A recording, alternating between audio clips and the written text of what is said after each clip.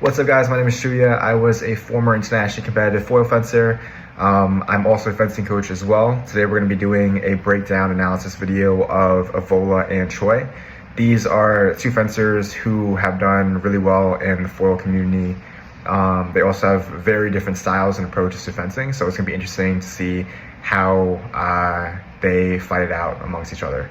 So let's get right into it.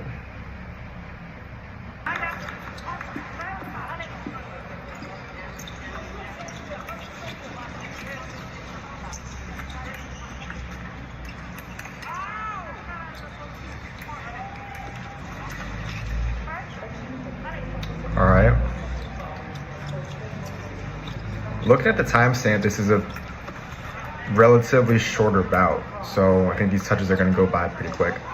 So it's going to be interesting to see kind of how these guys set up their actions. That was a great touch by Choi.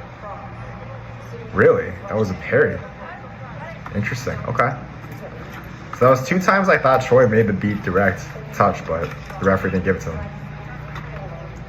So now I got to really make sure that I'm the one who's getting the blade, right? So I thought it was mine. It doesn't matter what I think. I now have to adjust my fencing to what the referee is calling.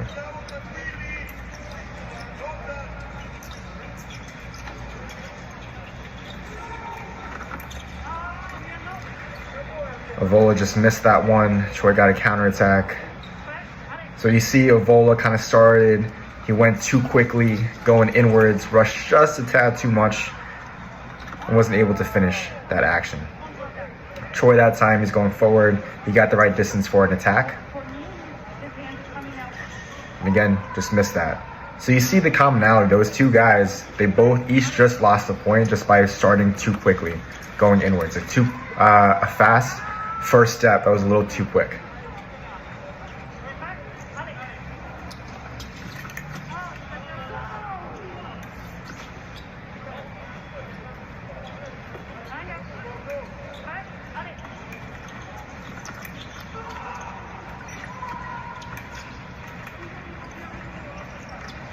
So from what I know, Choi is very, very good at making those really small or very small steps forward and keeping his blade in the pocket. I think he's pretty known for that.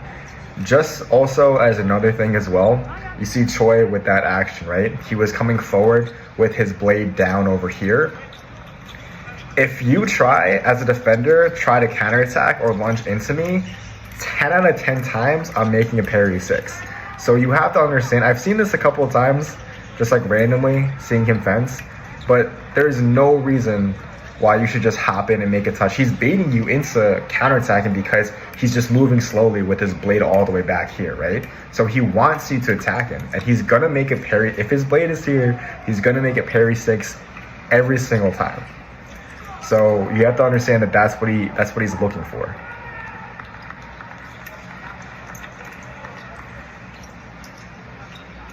So now Avola, right? Choi was going forward like that. Avola learned his lesson. He's not just going to start to jump in and make his counterattacks anymore.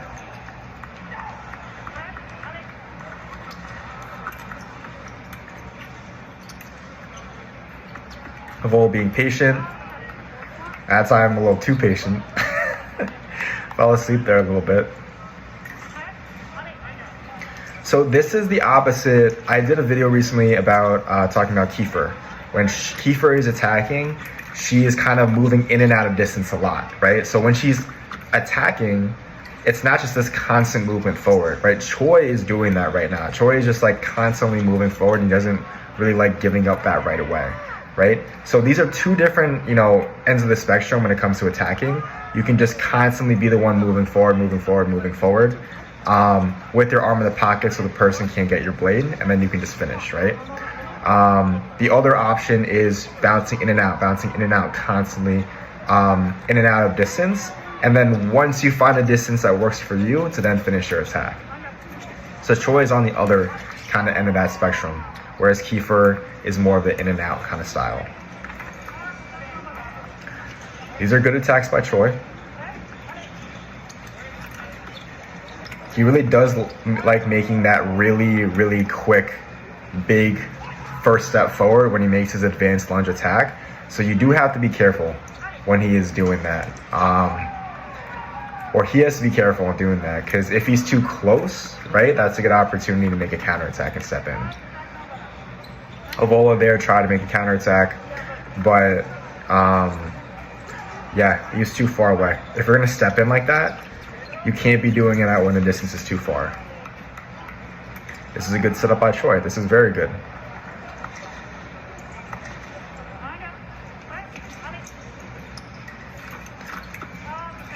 So if I'm Choi right now, I'm going to continue with my attacks. You know, this whole setup is working for me, right? And it's not that, like, you know, Choi is forcing any of these attacks right now is the thing. Like, just because he's constantly moving forward and he's not bouncing in and out of distance doesn't mean that he's like, oh, as soon as I start moving forward, I'm never going to take a step back and I have to finish my attack. Like, that's not what he's doing, right? So he's waiting for his opportunity, and he's still able to read, is this a good situation or not? More recently, with these past couple touches, he's been a little bit too far away, right? So he needs to take that extra step forward when he's going to start to initiate his attack.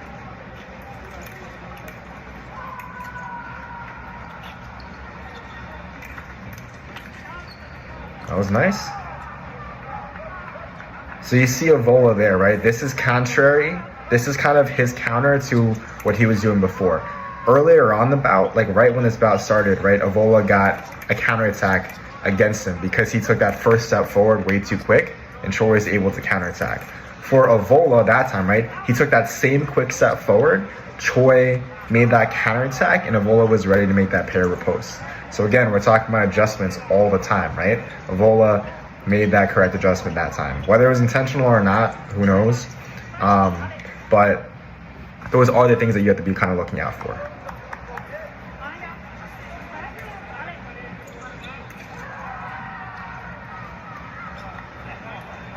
So if I'm Avola, I would push forward, right? And I would switch up between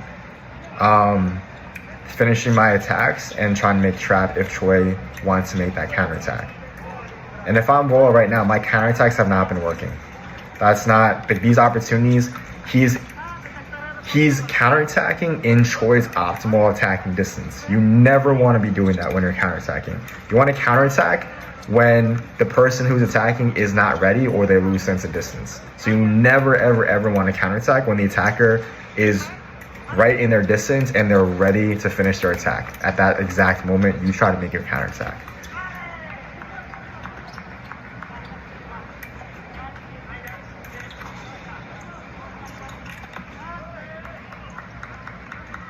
Right, Choi tried to make that counterattack when Avola was moving forward, right, like he was doing before. But Avola, that's 2 times in a row right now where he's moving forward and he's able to make that pair repost.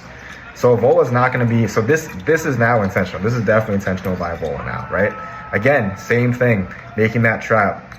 Choi is coming and doing these counterattacks. Avola is ready. Avola is not going to make that same mistake over and over again. So if I'm Choi, that's 3 times where Avola is telling me he's not going to start rushing forward with his attack. So I have to definitely change it up at this point.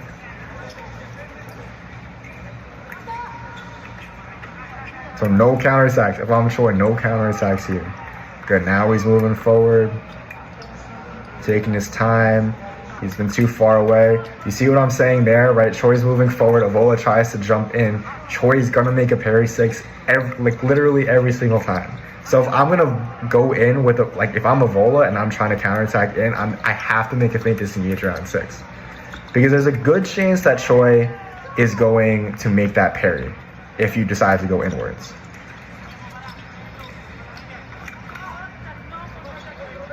That was a different kind of counterattack.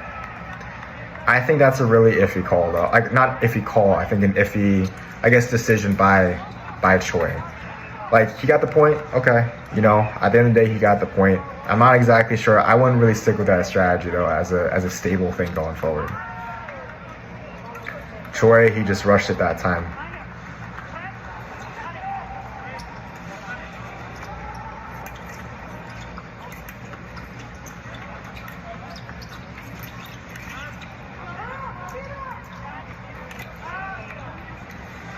That was nice.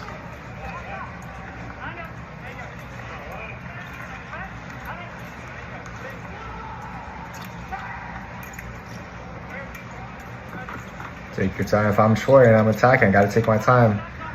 Right? Choi tried the same thing, it worked again, but Avola was able to hit. Right? I would not try that a third time. Avola he's gonna be smart enough to be aware that you're trying to do that. So doing that kind of duck counterattack, I wouldn't try that again.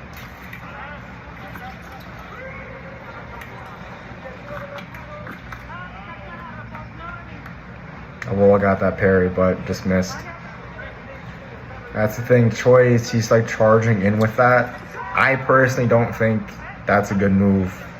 I know he's trying to change it up, but taking that really quick first step, that hasn't generally been working for him, so I wouldn't be doing that if I'm him. Nice. Also, like, if I'm Choi, right, I've been counterattacking recently on defense. Avola is very aware that he's just going to make a parry. So Avola's kind of just like waiting for Choi to make a counterattack so he can make a parry, right? So if I'm Choi right now, like, I can fake a counterattack. I can do almost like a second intention, fake counterattack, and then let Avola get my blade, like Avola's been doing, and then get it right back. So that's definitely something I would be doing defensively if I'm Choi. That one, he got that touch. Avola, he just like stopped. But again, I think that's a little iffy.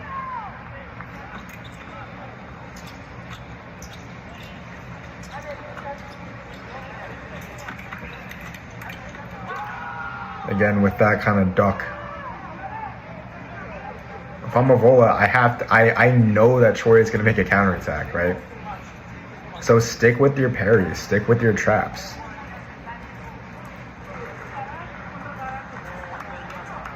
All right, Choi's got one more touch. Avola's got 3. This bout can go either way, honestly. It's just, all right. So Choi made that touch. He made that touch with that first quick step forward.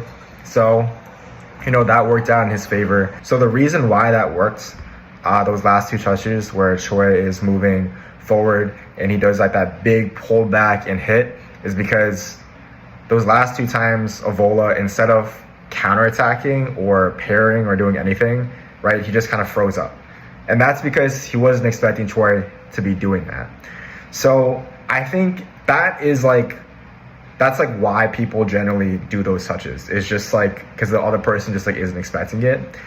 And I think with this bout, right, I just think that there was more of a lack of adaptation. I think both parties were kind of continuing to do the same thing over and over and over again. And it was kind of just like, that's why it was kind of close. Where, you know, especially just towards in the earlier stages they adapted, right? But I think in the later stages they kind of just stuck with one strategy and they just didn't change on both parties. So I think at that point, you know, if I'm Avola and also if I'm Choi, even though I won that bout, I think there definitely are points where I can look back and be like, well, I can definitely tweak 1 or 2 or, you know, 3 of these, you know, small things where, you know, I know that if I do this thing, my opponent is going to do this. And it's very evident throughout the bout when you watch the film. It's like, I know exactly this person is going to do this thing. And they do it 3, 4, 5 times in a row, and there's still no adaptation is the thing. But that's kind of like my only note with this bout. Obviously, these guys are both great fencers. I'm taking nothing away from that at all. It's just, those are just kind of, when I'm looking at this, those are just kind of my personal opinions as to things that both parties could work on moving forward. But I hope you guys enjoyed this video. Let me know if there's any specific bouts or people or age groups or divisions that you guys kind of want me to comment on and analyze. And I'll see you guys next time. All right, peace.